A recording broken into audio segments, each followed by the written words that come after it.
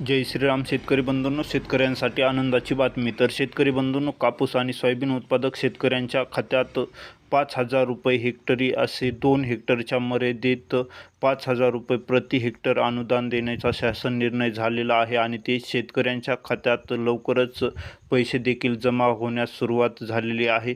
शेतकरी बंधूंनो, पहिल्या टप्प्यात 39,50,000 खातेदारांच्या खात्यामध्ये 2,398,93,00,000 रुपये जमा करण्यात येत आहेत.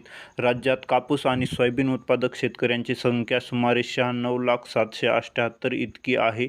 त्यापैकी 68,06,923 खात्यांची माहिती पोर्टलवर भरली गेलेली आहे. यात नमो शेतकरी सन्मान निधीसोबत आधार जोडणी व 70% नावाची पडताळणी झालेली संख्या 41,50,696 इतकी आहे. तर शेतकरी बंधूंनो, तुमच्या खात्यात लवकरच पैसे जमा